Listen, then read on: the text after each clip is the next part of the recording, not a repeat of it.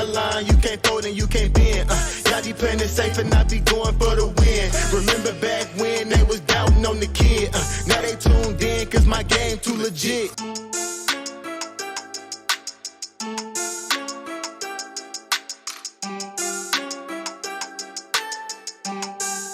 Yo, Headliner Nation, Kyle back with the Fantasy Headliners, and we've got another banger for you today because we are going to be talking about handcuffs that I absolutely 100% not interested in whatsoever. Running back handcuffs to avoid.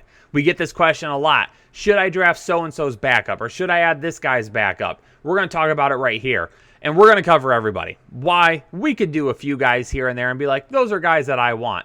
Nope, we're talking about all 32 teams. I'm going to list out their projected starters. I'm going to list their projected handcuff. And I'm going to put whether or not we are taking a look at them in fantasy football drafts this season.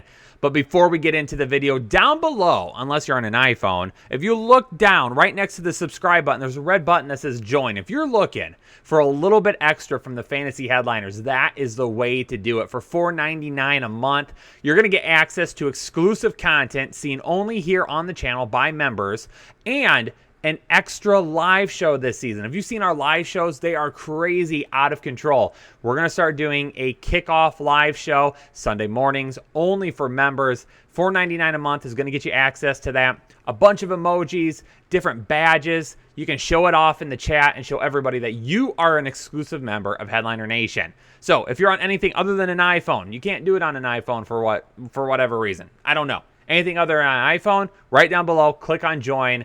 Hang out with us and become a part of the exclusive Headliner Nation. But let's jump into it and start talking about our running back handcuffs. And we're going to start in the NFC East with the Dallas Cowboys. Zeke Elliott. I am not interested in Tony Pollard this year. Zeke's going to be the starter. He's looking good. He's looking thin. Great shape. The offensive line is better.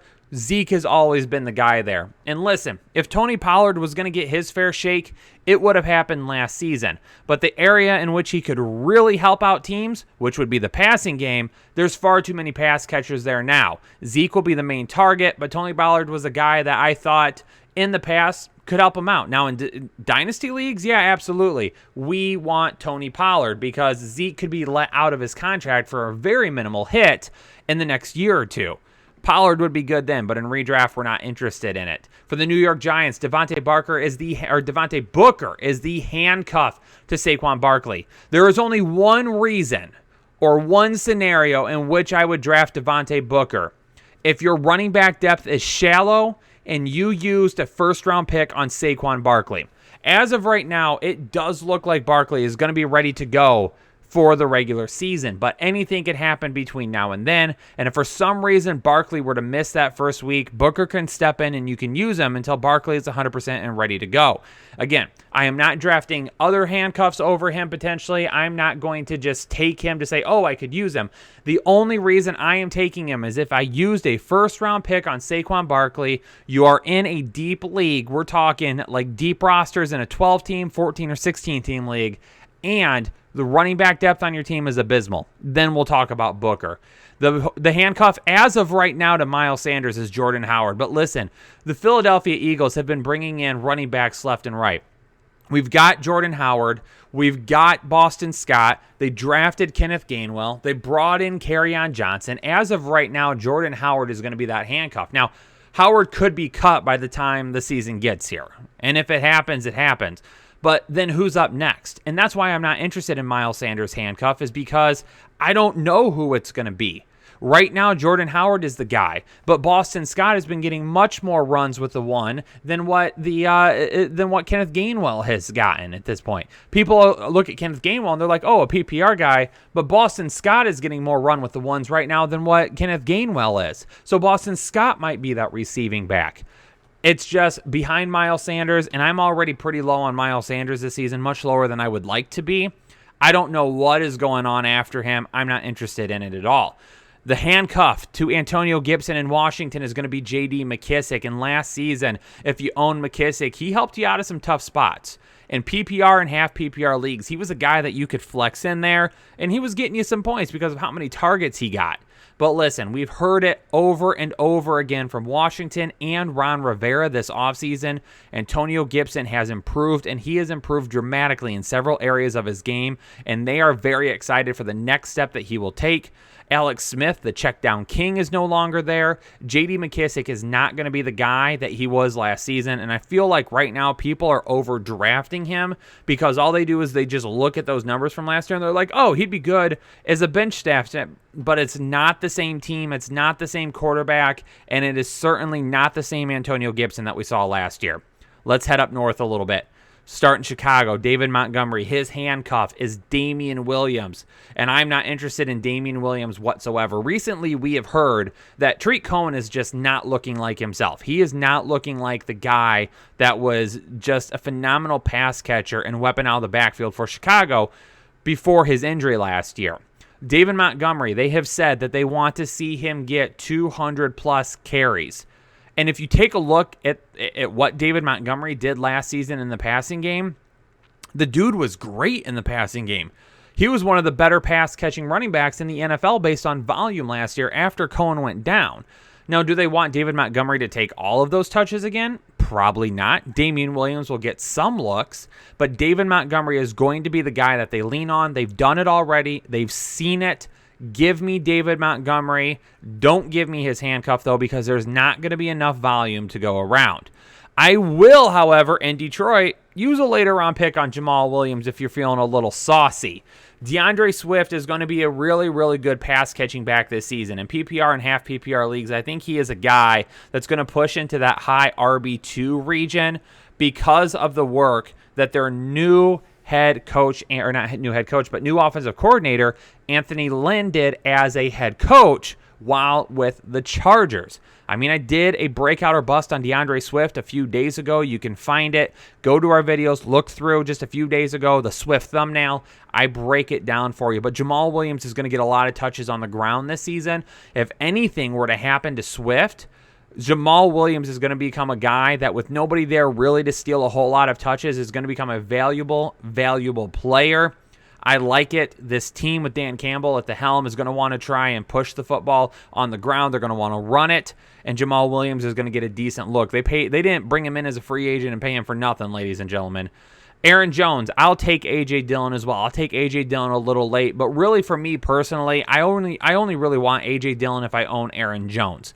And again, a lot of people will tell you, no, you don't draft running backs handcuffs because it's not somebody that you can use. But there's not a whole lot of standalone value running backs as there is anymore, especially when you get into the later rounds of guys like A.J. Dillon, okay, where you can get him. You're not taking a whole lot of running backs that have standalone value anyway, unless you're looking at like a Nyheim Hines.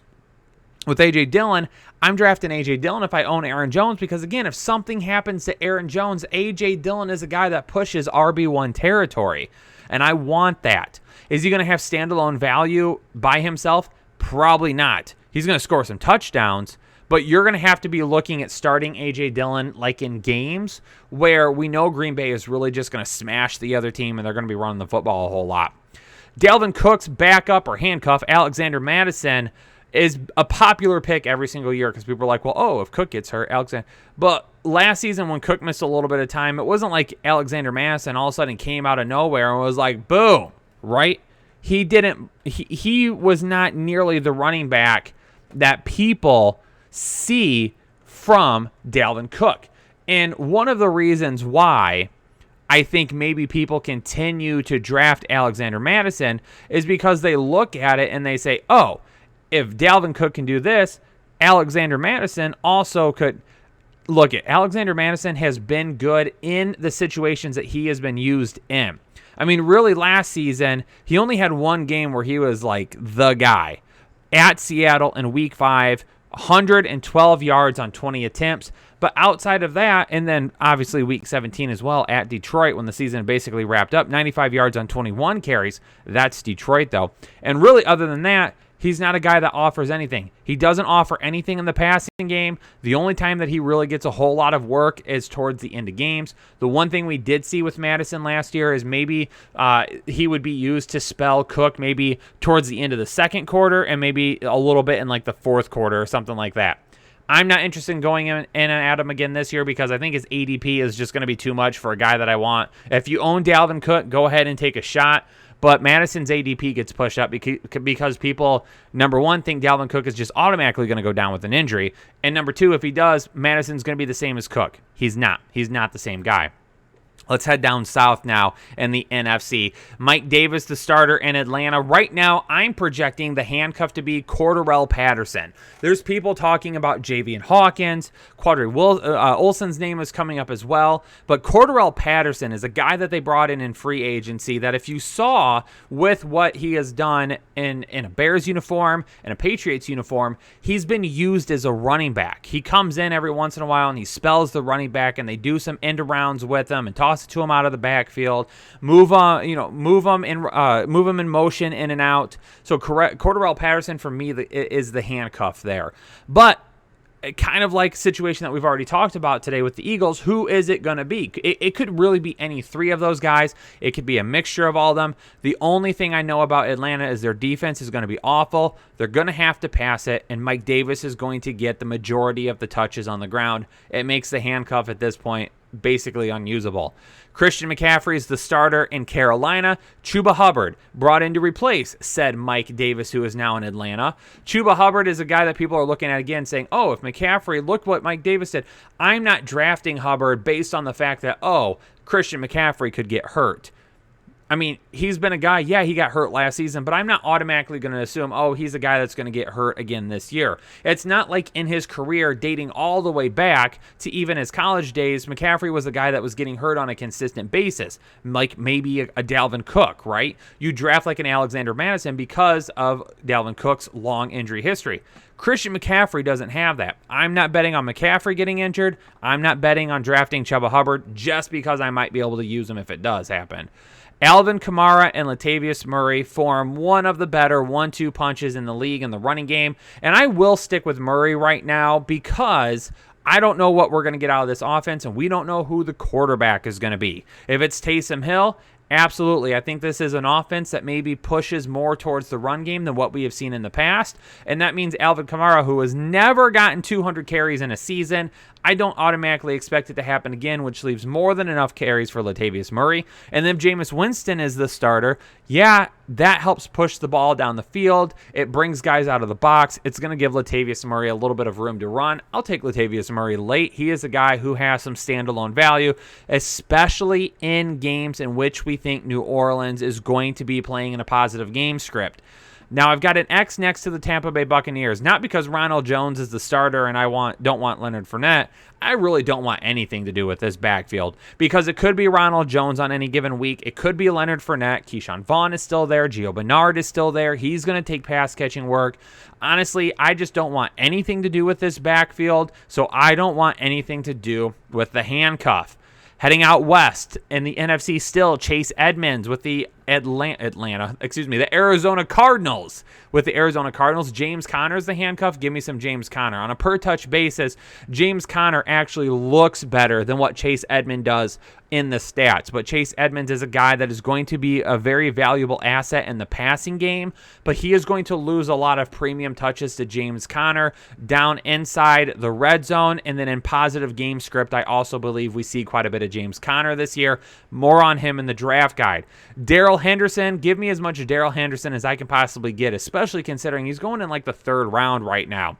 I'm not interested in the handcuffs, though.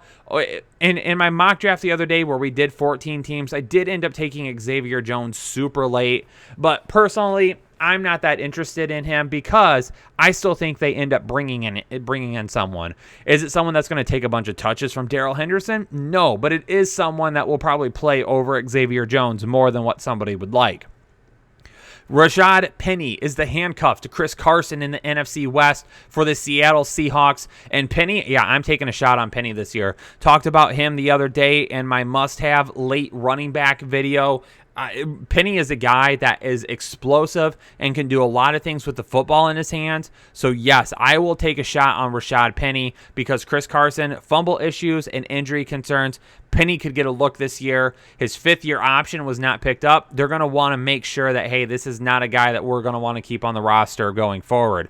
Raheem Mostert, still the starter for the San Francisco 49ers, but Trey Sermon is lurking, and he is lurking close. And if anything happens to Mostert, a guy that has only played 16 games in his career, a very explosive runner, but one that was basically regulated to special teams for all of his career until the last couple of seasons, he is not a guy that can take the lion's share of the workload. I'm excited to see some Trey Sermon this year. I will take him later on in drafts. Let's switch over to the conference now and go to the AFC. And the AFC East is filled with a whole lot of X's. Why? Number one, you saw him on the thumbnail. Right now, Zach Moss looks to be the starter. He is the guy that is projected to be the starter by a lot of people. Devin Singletary sitting behind him, though. Devin Singletary is a pretty good running back. He hasn't just really been utilized yet. And we saw last season that the Buffalo Bills are a team that are not interested in relying on the run. They are passing. How many times last year did it feel like a game was in the grasp of the Bills? Nobody could touch them. They were going to win, and they still continued to pass it. Expect a lot of the same this year. And by the way, Zach Moss isn't that great at football. And, by the way, Zach Moss is an injury waiting to happen. His injury profile coming out of college was the worst based on Dr. Ethan Turner's evaluations of any player in the draft for 2020. Myles Gaskin in Miami, I'm not interested in Salvon Ahmed because Malcolm Brown is there, and Ahmed is a very one-dimensional runner. He is not a guy that can really help out in the passing game. I believe if something were to happen to Myles Gaskin, then you're looking at more of like a 50-50 split between Salvon Ahmed and Malcolm Brown, and Brown is a guy who would have more value to me than what Ahmed would, but Ahmed right now looks to be the handcuff. Sony Michel to Damian Harris. Damian Harris, talked about him in the draft guide, not high on him. It depends on where his ADP would fall, but I'm not going to grab Sony Michel because, again, this is going to be just one cluster of a backfield. Is Harris going to start? Is Sony Michel going to start? If Harris doesn't do well the first drive, is Sony Michel going to be the guy the next drive? Where does James White fit in? When does Ramondre Stevenson start to get involved? This backfield is a mess. There's way too much that could happen with it. I'm just staying away from the whole thing. Michael Carter is my projected starter for the New York Jets. Tevin Coleman, the handcuff. Tevin Coleman has had his shot. He even got to go to San Francisco to reunite with his former offensive coordinator, Kyle Shanahan, and his offensive coordinator couldn't even get Tevin Coleman back to what we saw while he was the backup down in Atlanta. I'm not interested in it. We're staying away from Tevin Coleman. For you Coleman truthers out there, give it another shot. I'm not. We're gonna miss on it this year.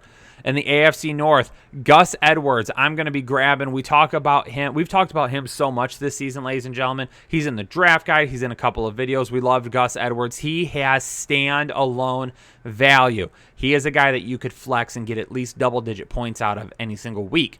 Samaje Perine. I'm going to keep an eye on Samaje Perine because of just where we're at with Joe Mixon, wanting to make sure that he is fully recovered. Perine was a guy that if I own Mixon, and again, we are like in a very deep 12 team. We are in a 14 or 16 team league, and we're at a point of a draft. Perine's probably not even going to be drafted in a lot of these. But Samaje Perine, we're falling to a point where, hey, it's an extra bench spot. Like this time of the year, I don't draft kickers and defenses because I use all my extra bench spots for backups and guys. I'm like, if someone were to get hurt, I'll take Perine right now just in case.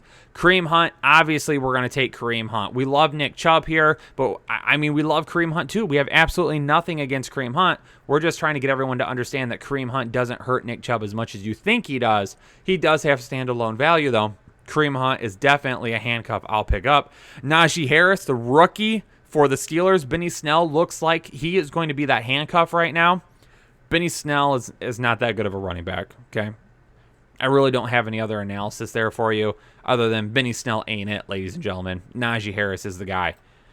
Heading down south in the AFC, I'm not really interested in Phillip Lindsay right now because, again, this is another backfield where things are just all over the place. Is it going to be David Johnson? Is it going to be Phillip Lindsay? Will Mark Ingram get any work? Who's going to be the quarterback? They've got they traded for Anthony Miller. They're trying to add to the wide receivers. This team is not going to be a team that's going to win very many games. They're not going to be a team that's going to be running the ball a whole lot because they're going to be behind so often. the defense isn't going to be good. If Deshaun Watson isn't playing, the offense certainly won't be good. I'm staying away from the entire backfield right now.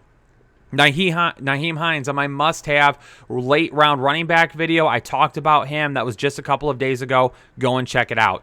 Travis Etienne over James Robinson. That's happening in drafts, I'm seeing, ladies and gentlemen. People are excited for Travis Etienne. James Robinson is still my projected starter. And I'm the number one Robinson truther, ladies and gentlemen. I told you all about him last season, months before the season even started and before Leonard Fournette was even cut. I love James Robinson. I'm starting to come around to him getting a little bit more work than what I had anticipated. But if you are in a PPR league, Travis Etienne is a guy that you can draft. He's going to get looks out of the backfield, especially now that we've heard that DJ Chark, with his hand injury, might have a bit of issues. Should be good to go, but how long is it going to be? Everything of that nature. Etienne could step in and help you out. Derrick Henry is with Tennessee. Do we need to talk about Darrynton Evans? We don't. Yeah, he might get some passes, ladies and gentlemen. It's not going to be a whole lot. Don't draft him, okay? Don't worry about it. Derrick Henry's the guy. In the AFC West, the Denver Broncos. Javonte Williams, ladies and gentlemen, is going over Melvin Gordon right now in terms of ADP. People are taking Williams over Gordon. It's not going to happen to start the season. It's going to be Gordon for the most part this year. He is in the final year of his deal. They paid him for 2 years. They're going to use him up this year. Williams will be in the game plan, and I mean, I don't mind Williams whatsoever. I like him a lot. Once Melvin Gordon is gone, we're talking about a guy with top 12 upside. But with Melvin Gordon there's no reason to run Javonte Williams into the ground. You've paid Melvin Gordon. You might as well use him. He was still a pretty decent running back last year. No concerns there. That's fine. You can take both of these guys, but I'm not drafting Williams over Melvin Gordon. CEH is the starter in Kansas City. Darrell Williams is his backup. I'll take Darrell Williams late, very late, to help reinforce my team, especially if I own CEH, because I want to see how that offense plays out. Again, this is another running back duo that I talked about in my must-have late-round running backs the other day, to really look deep at guys that might have some value. Go check out that video. CEH and Darrell Williams are in it. Austin Eckler is the guy in LA. I'm not worried about Joshua Kelly. I'm not worried about any of the guys behind Austin Eckler. Eckler is the guy. He was on pace per game basis on touches last season for rushing attempts, and the dude would have had a phenomenal year if he wasn't hurt. I don't expect him to get hurt again. I'm not going to bank on it. Joshua Kelly is a guy that you can get off waivers very easy if something happens to Austin Eckler. And yeah, I'll take Kenyon Drake this year. Josh Jacobs, not really coming around to it, but definitely saying, okay, Josh Jacobs is going to get a decent amount of touches on the ground. But Kenyon Drake, I'm absolutely grabbing if I own Josh Jacobs. Just give me both of the guys, especially like in a best ball league. Grab them both because they both can end up helping out. But Kenyon Drake is a guy that could have some PPR standalone value this year. Not a whole lot, not enough for you to say, oh, I can definitely start him as a flex every single week. But if it is definitely a team where, like, let's say Kansas City, where we know that the Raiders are either going to be right there neck and neck or coming from behind the entire time, Kenyon Drake's going to be on the field much more often than what Josh Jacobs will. And there you have it, ladies and gentlemen, my must-avoid running back handcuffs for the 2021 season. Again, this is all subject to change, right? Anything could happen. Blow all this up and we got to redo it. But do me a favor, if you appreciate the content as it is right now, like the video down below. Leave a comment. Is there a running back handcuff that you absolutely have to have? Is there one that people seem to be excited about that you're not interested in? If you're new here to the Fantasy Headliners, you got to hit subscribe. You got to stick around. You got to become a part of Headliner Nation today. Hit that join button as well and become a part of the exclusive Headliner Nation. Ladies and gentlemen, I'm out. Peace out. Stay safe. Stay healthy. And I'll catch you all in the next episode of the Fantasy Headliners.